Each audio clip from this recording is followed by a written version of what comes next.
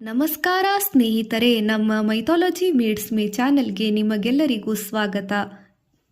ವಾರಾಣಸಿಯ ಗಂಗಾ ನದಿಯ ದಡದಲ್ಲಿರುವ ಕಾಶಿ ವಿಶ್ವನಾಥ ದೇವಸ್ಥಾನವು ಶಿವನ 12 ಜ್ಯೋತಿರ್ಲಿಂಗಗಳಲ್ಲಿ ಅತ್ಯಂತ ಪವಿತ್ರವಾಗಿದೆ. ಸಾವಿರಾರು ವರ್ಷಗಳ ಇತಿಹಾಸ ಹೊಂದಿರುವ ಈ ದೇವಾಲಯವು ರಾಜ ವಿಕ್ರಮಾದಿತ್ಯನಿಂದ ನಿರ್ಮಿತವಾಗಿದೆ. ನಂತರ ಹಲವು ಬಾರಿ ದಾಳಿಗೆ ಒಳಗಾಗಿ ನಾಶವಾಯಿತು. 1780ರಲ್ಲಿ ಇಂದೋರ್ನ ರಾಣಿ ಅಹಲ್ಯಾಬಾಯಿ ಹೋಳ್ಕರ್ ಪ್ರಸ್ತುತ ದೇವಾಲಯವನ್ನು ಪುನಃ ನಿರ್ಮಿಸಿದರು.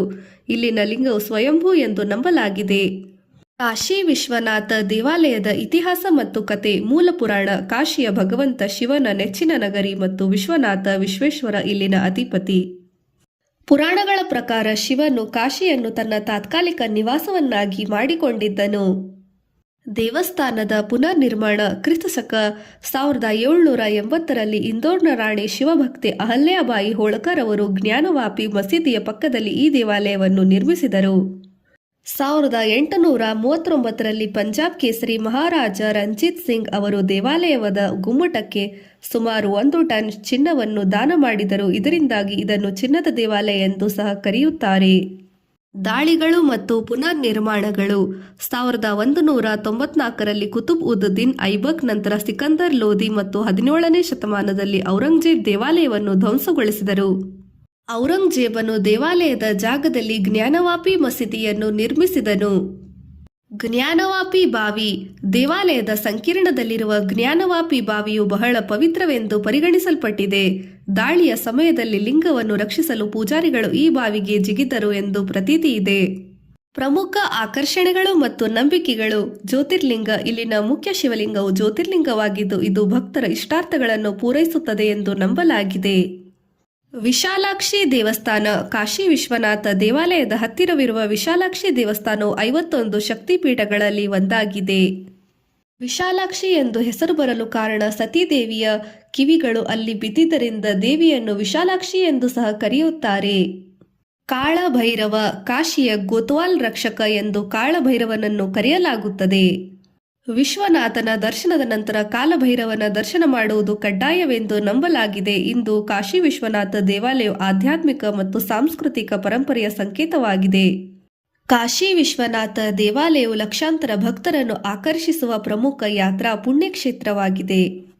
ಉತ್ತರ ಪ್ರದೇಶದ ವಾರಾಣಸಿಯಲ್ಲಿರುವ ಕಾಶಿ ವಿಶ್ವನಾಥ ದೇವಾಲಯ ವಿಶ್ವೇಶ್ವರ ಜ್ಯೋತಿರ್ಲಿಂಗ 12 ಜ್ಯೋತಿರ್ಲಿಂಗಗಳಲ್ಲಿ ಅತ್ಯಂತ ಪ್ರಮುಖವಾಗಿದೆ. ಪುರಾಣಗಳ ಪ್ರಕಾರ ಶಿವನು ಕೈಲಾಸದಿಂದ ಬಂದು ಇಲ್ಲಿ ನೆಲೆಸಿದ್ದಾನೆ ಮತ್ತು ಪ್ರಳಯದ ಸಮಯದಲ್ಲಿ ಶಿವನು ತನ್ನ ತ್ರಿಶೂಲದ ಮೇಲೆ ಈ ನಗರವನ್ನು ಕಾಪಾಡುತ್ತಾನೆ ಎಂಬ ನಂಬಿಕೆ ಈಗಲೂ ಇದೆ.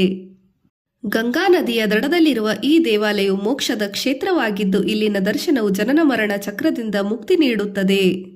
ಕಾಶಿ ವಿಶ್ವನಾಥ ದೇವಾಲಯದ ಪುರಾಣ ಮತ್ತು ಹಿನ್ನೆಲೆ. ಜ್ಯೋತಿರ್ಲಿಂಗ ಮತ್ತು ಮೋಕ್ಷ. ವಿಶ್ವನಾಥ ವಿಶ್ವದ ಅಧಿಪತಿ, ಆಡಳಿತಗಾರ. ಶಿವನು 12 ಜ್ಯೋತಿರ್ಲಿಂಗಗಳಲ್ಲಿ ಒಂದಾಗಿದ್ದು ಈ ಕ್ಷೇತ್ರಕ್ಕೆ ಭೇಟಿ ನೀಡುವುದರಿಂದ ಮೋಕ್ಷ ಲಭಿಸುತ್ತದೆ. ಪೌರಾಣಿಕ ಹಿನ್ನೆಲೆ. ನಂಬಿಕೆಯ ಪ್ರಕಾರ ಪ್ರಳಯದ ಸಮಯದಲ್ಲಿ ಶಿವನು ತನ್ನ ತ್ರಿಶೂಲದ ತುದಿಯಲ್ಲಿ ಕಾಶಿಯನ್ನು ಎತ್ತಿ ಹಿಡಿದು ರಕ್ಷಿಸುತ್ತಾನೆ ಎಂದು ಪುರಾಣಗಳು ಹೇಳುತ್ತವೆ ಎಂಬುದು ನಂಬಿಕೆಯಿದೆ. ಶಿವ ಮತ್ತು ಪಾರ್ವತಿಯ ಸನ್ನಿಧಿ. ಶಿವನು ಪಾರ್ವತಿಯೊಂದಿಗೆ ಕೈಲಾಸದಿಂದ ಬಂದು ಇಲ್ಲಿ ನೆಲೆಸಿದ್ದನು. ಅಷ್ಟೇ ಅಲ್ಲದೆ ಇಲ್ಲಿ ಕಾಳಭೈರವ ದರ್ಶನ ಪಡೆಯುವ ಹೊರತು ವಿಶ್ವನಾಥ ದರ್ಶನ ಅಪೂರ್ಣವೆಂದು ಪರಿಗಣಿಸಲಾಗಿದೆ. ಐತಿಹಾಸಿಕ ಪುನರ್ ನಿರ್ಮಾಣ. ಈ ದೇವಾಲಯವು ಹಲವು ಬಾರಿ ನಾಶವಾಗಿದ್ದರೂ ಪುನರ್ ನಿರ್ಮಾಣಗೊಂಡಿದೆ. ಪ್ರಸ್ತುತ ದೇವಾಲಯವನ್ನು 18ನೇ ಶತಮಾನದಲ್ಲಿ ಇಂದೋರ್ನ ರಾಣಿ ಅಹಲ್ಯಾಬಾಯಿ ಹೋಳ್ಕರ್ ಅವರು ನಿರ್ಮಿಸಿದರು. ಅನ್ನಪೂರ್ಣೇಶ್ವರಿ. ಕಾಶಿ ವಿಶ್ವನಾಥ ದೇವಾಲಯದ ಆವರಣದಲ್ಲಿ ಅನ್ನಪೂರ್ಣೇಶ್ವರಿ ದೇವಿಯ ದೇವಾಲಯವಿದೆ. ಶಿವನು ಪಾರ್ವತಿಯಿಂದ ಭಿಕ್ಷೆ ಬೇಡಿದ ಸ್ಥಳವೆಂದು ಪೌರಾಣಿಕ ಕಥೆಗಳು ತಿಳಿಸುತ್ತದೆ. ಕಾಶಿಯಲ್ಲಿ ಮರಣ ಹೊಂದುವ ವ್ಯಕ್ತಿಯ ಕಿವಿಯಲ್ಲಿ ಸ್ವತಃ ಶಿವನೇ ತಾರಕ ಮಂತ್ರವನ್ನು ಪಠಿಸುತ್ತಾನೆ ಎಂದು ಮತ್ಸ್ಯ ಪುರಾಣದಲ್ಲಿ ಉಲ್ಲೇಖಿಸಲಾಗಿದೆ. ಭಕ್ತರು ಸಾಮಾನ್ಯವಾಗಿ ಕಾಶಿ ವಿಶ್ವನಾಥನ ದರ್ಶನದ ನಂತರ ರಾಮೇಶ್ವರ ಶಿವಲಿಂಗದ ದರ್ಶನ ತೀರ್ಥಯಾತ್ರೆ ಕೈಗೊಳ್ಳುವ ಸಂಪ್ರದಾಯವನ್ನು ಹೊಂದಿದ್ದಾರೆ. ಕಾಶಿ ವಿಶ್ವನಾಥ ದೇವಾಲಯವು ಲಕ್ಷಾಂತರ ಭಕ್ತರನ್ನು ಆಕರ್ಷಿಸುವ ಪ್ರಮುಖ ಯಾತ್ರಾ ಪುಣ್ಯಕ್ಷೇತ್ರವಾಗಿದೆ.